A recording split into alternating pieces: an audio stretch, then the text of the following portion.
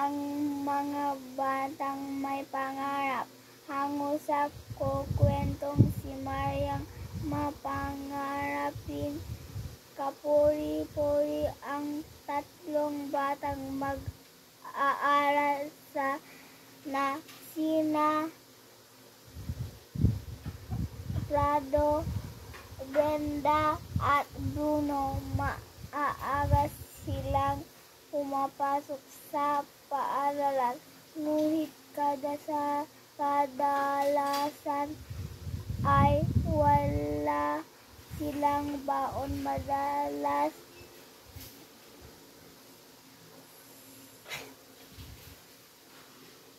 katina sila ang mga batang laging nagsasabing,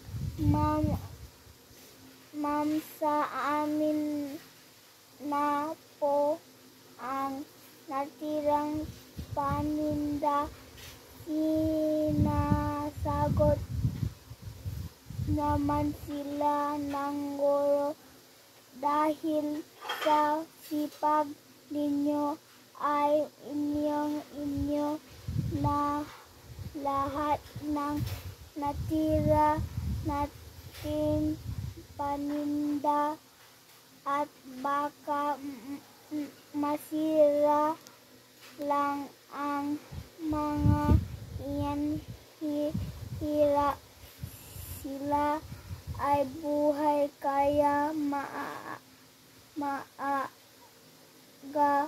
sila nagising. Sa katotohanan na sa sariling pawis magagaling ang kanilang ikabubuhay. Ayon sa kanilang magulang, ang isang taon nang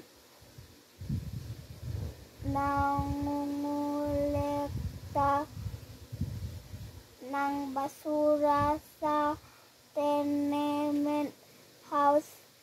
Ang tatlong bata may recycling pa silang ginagawa.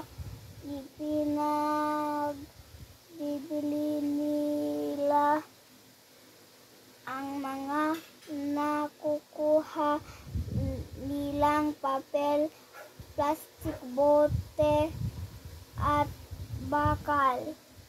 Ang mga nakukuha nilang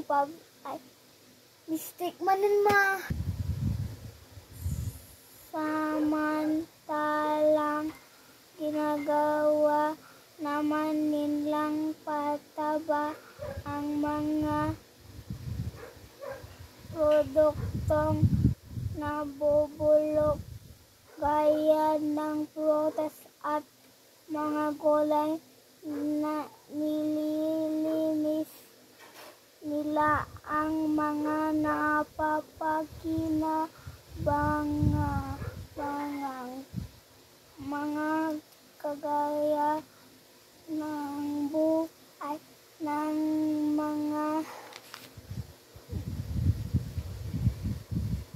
laruang train track, manika, pluma, Crayola at iba pa. Ibinigay nila ang mga ito sa kanilang mga kapatid,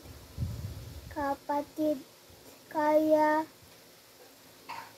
tuwang-tuwa sila kapag umuwi ang kanilang mga kuya at ate.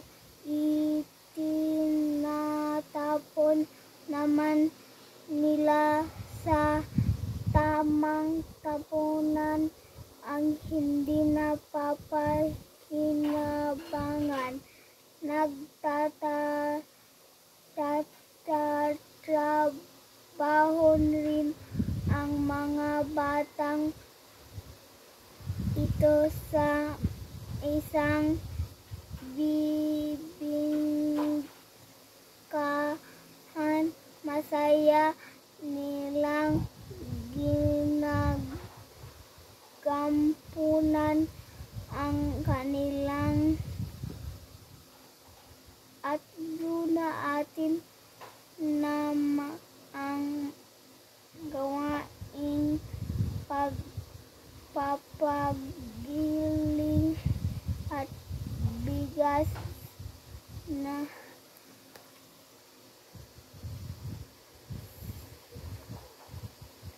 sila ay kumikita na hindi na stigma sa gagamitin. Sagot ni Brenda, kami na po ang bahalang maglinis ng tindahan ninyo. Ang walang pag-aalingin langgang sagot si Prado. Silang tatlo ay talagang maasayan sa lahat ng bagay. Napakasipag na mga bata, maliit pa. Sina Prado, Brenda at Bruno ay may direksyon na ang kanilang buhay.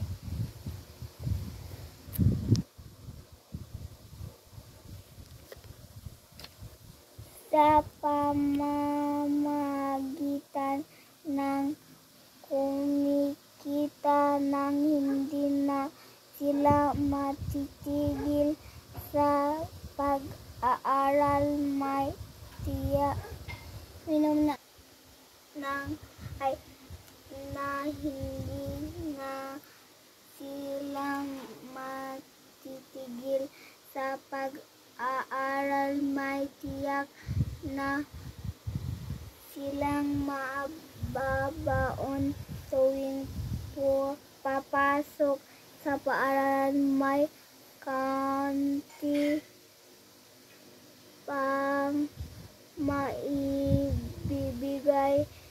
sa magulang at may maihuhulog pang barya sa alkansya.